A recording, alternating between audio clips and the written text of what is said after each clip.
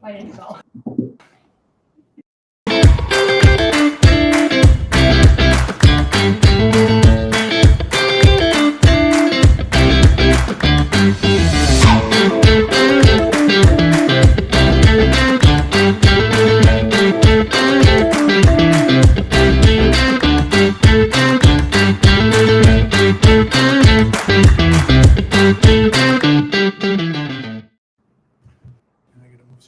Good morning. Hey, we have good a special morning, everyone. guest today. Good morning, Zach. So we've been in business for a long time, and we've had a relationship with ConnectWise for how many years? Since 2012. So we worked with you for a long time. And actually all of our customers use a product from this vendor in some way, shape, or form. We also use it in many shapes and forms, not only for our security packages and tracking our customers, et cetera, but we use it for our timekeeping, our everything. Yeah. The first thing you do is open up ConnectWise. Yeah. Renewals, all of our ordering, calendars, But there's much more. Quite a bit more. Yeah. Much more that you and I we don't know, but Zach knows. So we brought Zach on to explain, because last week we kind of went over what a lot of you, our customers, are going through. Is your insurance agencies are coming to you and saying, we're going to drop you because you don't have this, and this in place. We went over that list last week. You can go see it on our YouTube. Skip to like minute 2 because we didn't have sound for a while. So skip to there and you'll see that. And we also have that list that you can download. I don't have the link ready yet, but just send a note to security@dstech.net if you want that download with the checklist. One of the things on the checklist is next-gen antivirus. Mm-hmm. And when we discussed it in our little meeting, we were like, what's next-gen antivirus? So Zach is here to help us explain to you what it is. And we have another term for it, right? SOC? Is that Dave, you guys he'll fill that. Yeah. We call it SOC generically as a kind of a... Right. That's going to be the general theme. But first, I would like Zach to introduce himself and let us know, what you do at ConnectWise and what your position in the marketplace is. Sure. Thanks, everyone, and thank you for having me. So my story with ConnectWise started a little over a year ago. I was with a cybersecurity company called Stratazen that specialized in providing security services for MSP, and we were acquired by ConnectWise at the same time ConnectWise did the Perch acquisition. And so since that time, I've been working as the Director of Cybersecurity Initiatives for ConnectWise.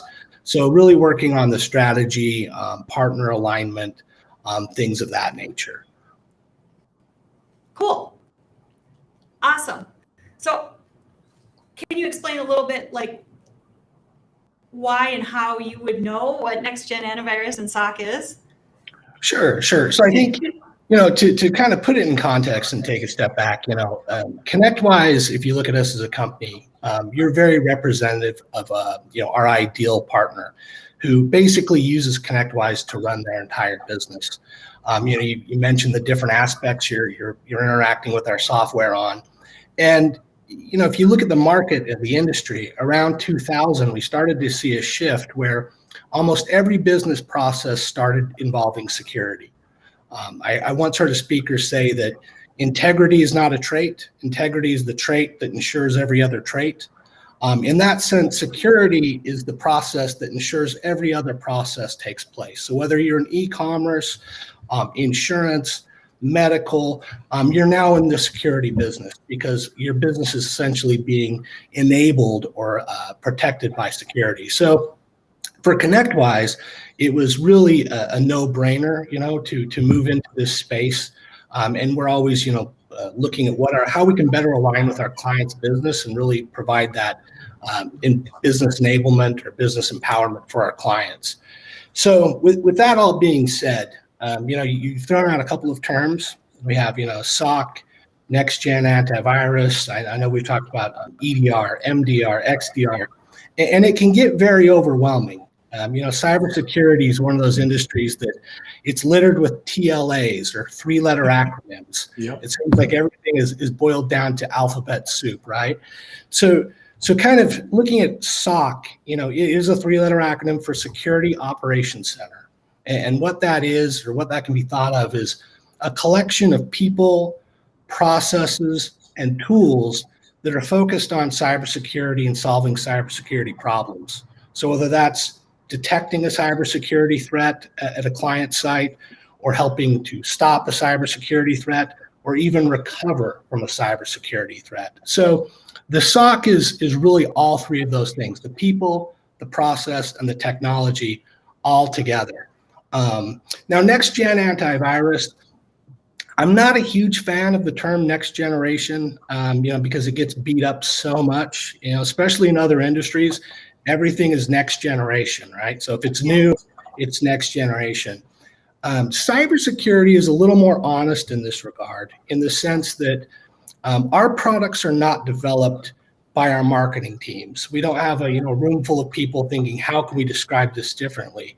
A lot of our products are designed because we're trying to mitigate threats from real human adversaries, real threat actors. So, it could be a nation state, it could be an organized crime cell, but at the end of the day, there is a room full of very smart people making companies projects on a whiteboard and figuring out how to extract data, extract value, disrupt their business, hold their business hostage. And so because we have to respond to the adversary and what they're building, we constantly have new products coming out. So, at a very high level, our adversary builds a new attack tool, and we have to build a new mitigation strategy. And that mitigation strategy is often called next generation. So in the terms of antivirus, most people have familiarity with it. That was something that really got widespread in the early 2000s when people realized that they could write a piece of code that could compromise a machine and propagate to other machines. So antivirus, people like John McAfee, the early pioneers of the industry, what they found is that if they could look at that code and isolate it, they could essentially make a definition, almost like a mugshot or a fingerprint. And then their computer could run this database of these definitions. And anytime they saw something that was a known bad or a known threat, that program could stop it in real time. And that was antivirus. It goes by the name of anti-malware, anti-spyware, things like that.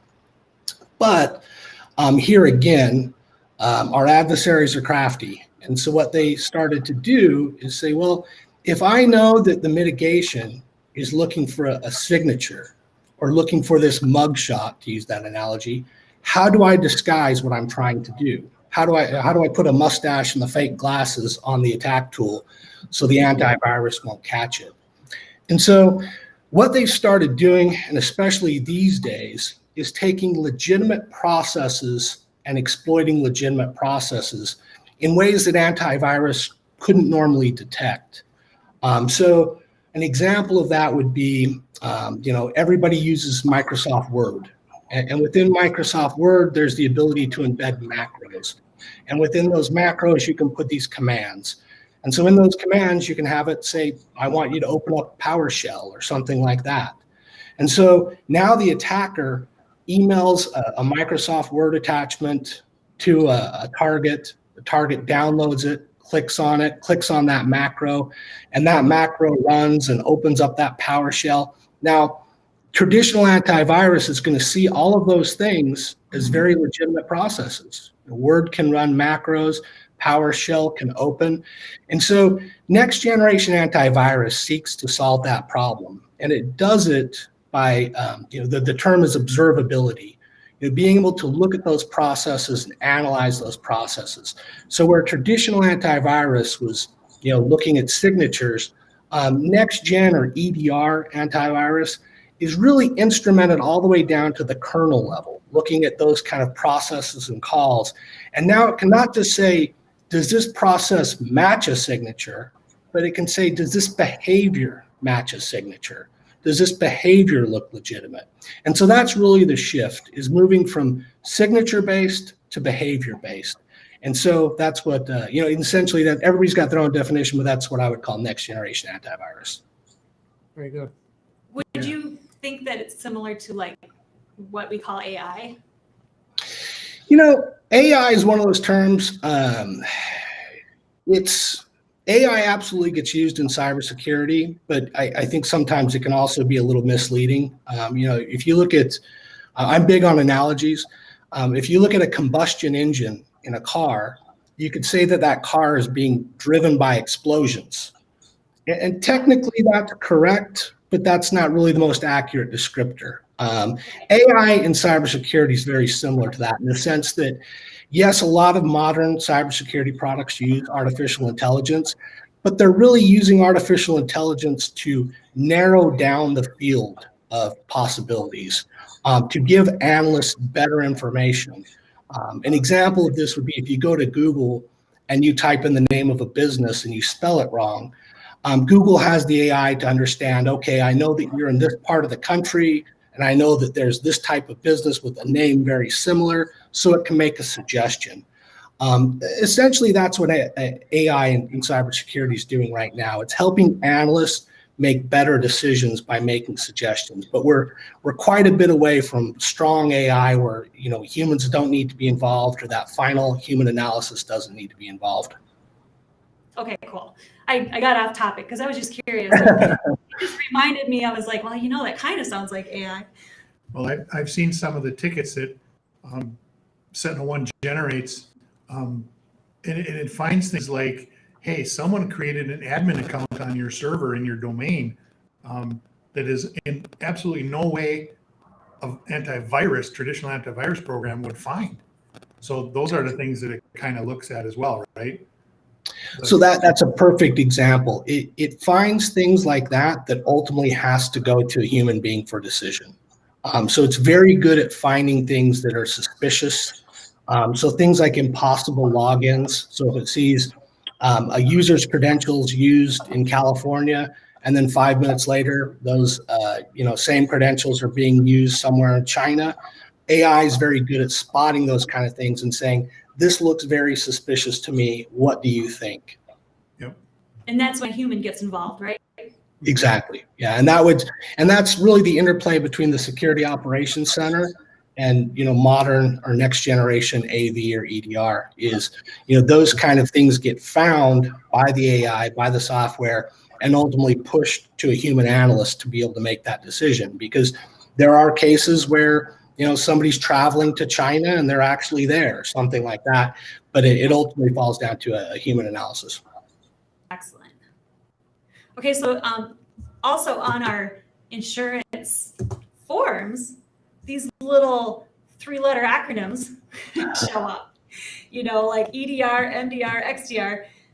Can you kind of overview those and dumb it down a little bit for us? Yeah, sure. So EDR here again stands for Endpoint Detection and Response. So that's basically what antivirus used to do, but it's really the difference is that response place, that response level. So, AV, traditional antivirus, has always lived on the endpoint. It's always done detections, but the ability to respond is what makes it different.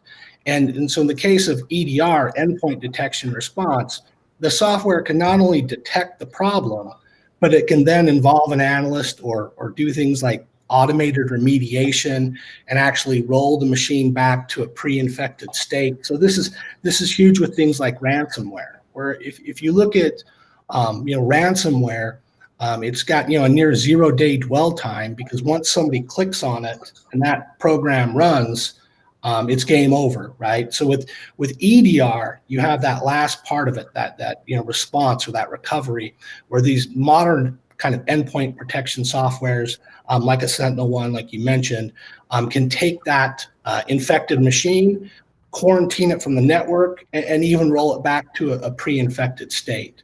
So that's EDR in my mind would be almost synonymous with next generation antivirus.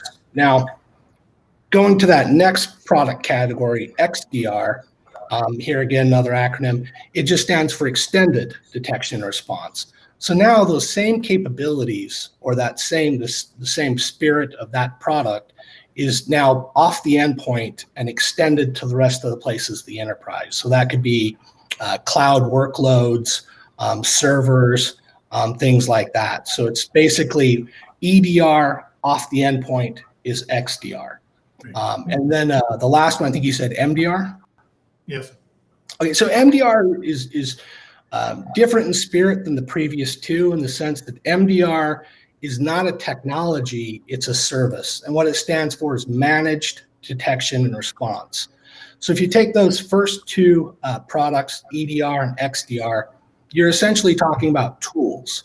And then when you add the MDR, now you've added managed or a SOC layer or a human analysis layer. And that's really what makes those kind of technologies approachable or usable for most SMBs. Most small to medium-sized businesses don't have the resources, the time, or the sophistication to deploy EDR on their own and manage it. So they go to an MDR service, which essentially uses that EDR tool in combination with a SOC. Right. Just to clarify, anyone wonders, EDR endpoints it's your laptop, it's your desktop, it's your phone, it's your tablet. It's the user interface device. That's a great clarification point. Okay, so our customers are starting to get asked too, specifically these things. So if they have either EDR or next gen antivirus, would you say these would qualify for compliance? So here again, I think EDR is a distinct product category where next gen is kind of a descriptor. As far as compliance goes, everybody in the compliance space knows that signature-based antivirus is no longer effective. If you look at Gartner research, they put out a study in 2020 that said by the end of this year, I think it was over half of organizations are going to have switched from traditional antivirus to an EDR type of endpoint protection. And insurance companies, they're driven by the dollar. They know what works. They know what doesn't work. And so they're starting to put more and more regulations and requirements around if you want to be compliant, if you want to be insured, you have to be taking the right steps really to mitigate the risks of the modern threatscape. And so we're seeing huge a push towards EDR in the industry. Yeah, we are moving all of our clients to that by year's end. And actually, our owner, this is interesting. He put it on our customers' servers that didn't have it on there. And his reply was, so I could sleep at night. Yeah. That's how powerful Yes. and that's how much he believes in this, free of charge. Yeah. All that didn't have it on their servers. So it's, I don't want to say, but it is, it's the thing. Yeah, it's, and it comes back to that, that kind of attacker lifestyle, attacker life cycle I referenced in the beginning that, these things are driven by real threats. These are driven by real problems. And so when you see a statistic like, 50% of organizations are going to move off of traditional AV to an EDR type solution within the year, that's being driven out of a real need. And so I would wager that the actual number is going to be higher than that, and that the ones that don't are probably, in financial distress or who knows what else. But this is the place to invest, especially, in a post, COVID world where everybody's working from home. I think you have to take in mind the concept of an attack surface. Meaning if an attacker's looking at an organization from the outside, they're looking at all the things they can attack. And traditionally, people hid inside corporate networks, and so they could build these big walls and hide behind them. But now when you have work from home, work from anywhere, that laptop, that device that you were talking about, that is now a primary attack surface. And so building more security intelligence, more security capability, more protection into those endpoints, it makes all the sense in the world right now. And Aaron had to leave. He had an appointment with a customer. So he just took off. Great points. Really, like you said, and you made a good point, and now I lost my train of thought because of this. But about moving to this, the ones who are not going to are either they haven't done their homework, or they just don't see the value or can't afford it. But it's almost mandatory. In their insurance company, their cyber insurance policies will mandate that to happen. Absolutely. Yeah. So now we want to get into, SOC, with SOC, Security Operations Center. Did I do it right? Yep. Yeah. Okay. So how can you provide a couple of examples of how SOC covers this? Sure. So, I hear again, I'm big on analogies and using, analogies from the physical world. Makes it easy. Yeah, exactly. So if you went down to the business district of your city and you walked around and looked at the outside of buildings, there would be, stickers on the windows protected by blankety blank security company. Physical security figured out a long time ago that it was not enough just to have an alarm on a building. That alarm actually has to go someplace. And that alarm needs to go someplace and alert people who can then take action and then can figure out, is this a problem? And in cybersecurity or virtual security, it's no different. It's not enough to have a technology that tells, just puts out an alert and says there's a problem. What makes it valuable is if that alert goes to somebody else who can then analyze that alert, take action on that alert, do investigation on that alert, or even mitigate that alert. And so that's really the role of the Security Operations Center. These are state-of-the-art facilities, ran 24/7, 365, because here again, these attacks come at all times of night. We see huge spikes around holidays and long weekends when attackers think that, staff will not be available to respond to things. And so what the Security Operations Center does is take a company's, investments they have in security controls and in security technologies and routes that information to really a group of specialists who deal with these things all day. And because they deal with them all day, they're able to do the analysis faster. They're able to take learnings from other attacks and apply it to that customer. And they're ultimately able to, with things like EDR, take action and make suggestions or escalate up to owners or things like that. Yep. Go ahead. The other analogy I had was like security. If someone's trying to attack your company or network, whatever, the harder you make it for them to get in, it's like locking your car, right? It's going to be harder for someone to steal your car if it's locked and there's no keys in it. So you want someone to move along to the next potential victim and not attack you. I don't know. Is that? Do you think that's true in cybersecurity? It's so true that you can see that play out at a macro level. And what I mean by that is if you look at who's being attacked, there's the tip of the spear, and those are financial institutions, organizations with high levels of intellectual property. They're getting attacked the most, the first, and the worst.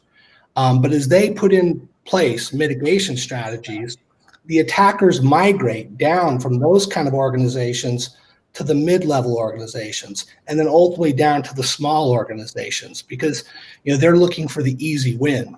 And so that analogy you gave of if you have your car locked, if you've got the keys out of it, that the person will move on to the next potential target. That plays out at a macro level. And I think it's worth calling that out because a lot of time, small to medium businesses, they don't understand why they would be a target. You know, they watch Homeland or something like that, and they're like, well, who's attacking me? I'm a pizza shop. You know, I'm a bowling alley. Why would anybody want to attack my network? And what they don't realize is that those attackers are looking for the low-hanging fruit.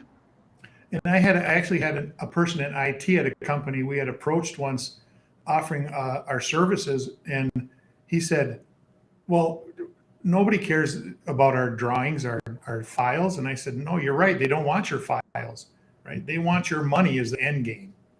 And they will do, you know, they will deny you access to those files. They're not going to steal them and sell them on the black market. You know, your drawings for a widget or whatever it might be, they're denying you access because they want your money. That's what people don't understand. That's the end. The end game is the money. Well, they'll steal like usernames and passwords and Right. social security numbers or whatever. Right. To blackmail you. Right. They'll do that. To get more money. So Yeah. That was shocking to me when I heard that. Yeah. Yeah, I think, you know, there's, you know, in cybersecurity, we often refer to what we call the CIA Triad, and that's, you know, confidentiality, integrity, and availability. And an attacker wants to exploit any of those things. And that last part, the availability, just being able to make a company's processes or files unavailable. So if you take the example of ransomware, that's a hugely profitable industry right now. And I had met with a very large company a few years ago, who I won't name, and the CISO sat across the table from me and he literally said, what are they going to do? Steal our ketchup recipe? But then the next week, a piece of ransomware came in and encrypted all of their account files for one of their major distributors. And they ended up having to pay, you know, a $50,000 ransom to get those files unlocked. So, you know, the example you give, I think that's spot on. It's not just about stealing the information. It can also be making the information unavailable to the business and then extorting them to make it available again. Yeah. Yeah. What are SOC operation hours? So here again, it's, you know, a good SOC or any SOC you want to do business with is 24/7, 365. And that's accomplished in a number of ways. It can be, you know, staffing, in 3 8-hour shifts, or companies will do a follow the sun model where they'll have multiple SOCs around the world. ConnectWise, we have, 4 security operations centers, really globally to support our customer base. And then within that too, there's a tremendous amount of certifications that go into running a proper security operations center as well. So you definitely want to look at the hours of operations and then the certifications that organization has for that building. Excellent. So if here's a customer question: if they have SOC next gen antivirus, do I need to monitor my network too?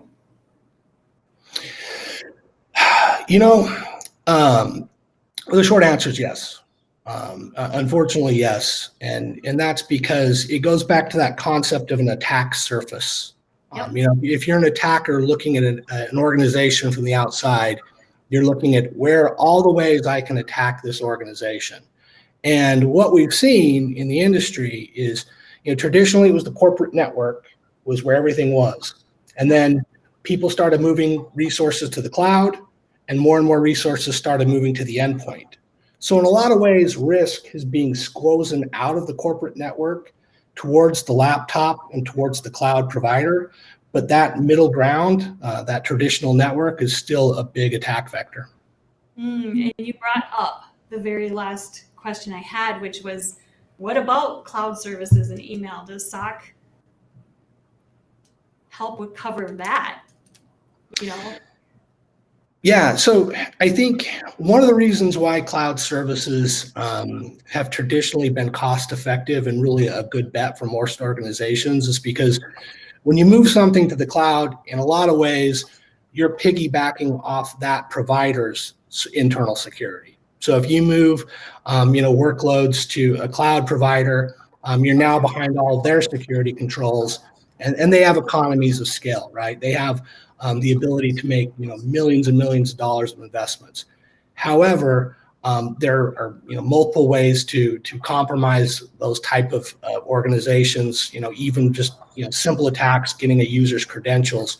And so most modern cybersecurity solutions have a communication pathway to those providers or to those accounts to be able to pull in the necessary information. So that could be an API call to Office 365 that's pulling in pulling in the relevant information to make analysis, or it could be something more in depth. Good. Excellent. So I could tell our customers, if you're looking at cloud services, you might want to find out what kind of security they have on their cloud services, right? Yeah. It's a very wise thing to advise. Yeah. I think, and just at a high level or almost a philosophical level, it's if you look at cybersecurity and the risks increasing, it's almost like the weather getting colder and colder and colder. And the way to protect yourself is by adding layers. Right? As the temperature drops, you put on a sweater and then a coat and then a scarf. And one doesn't necessarily replace the other, but they all complement each other. And so a lot of times, especially in the SMB space, organizations say, well, why would I need this when I already have this? And it's really about adding those layers on top of each other. And that here, again, that's being driven in response to the climate. Excellent. I love that analogy. Cool. Well, thank you so much for your knowledge. Oh, thank you for having me. And you're really good at explaining it. I appreciate that. I really appreciate that. Yeah. Yes. Thanks, Zach. Eric said you would be good, so. You came highly recommended. Thank you. If you have any questions, feel free to reach out and make sure you're on our newsletter, because I do send out weekly updates. Sometimes they're security updates, sometimes they're just stuff that can help you leverage your technology more efficiently, whatever. So do that. And if you want that checklist for your insurance company before you meet with your insurance company, feel free to email security@dstech.net. So make it a great day. Thank you for coming, Zach. Thank you, Zach. Appreciate it. We'll see you around. Everyone. All right.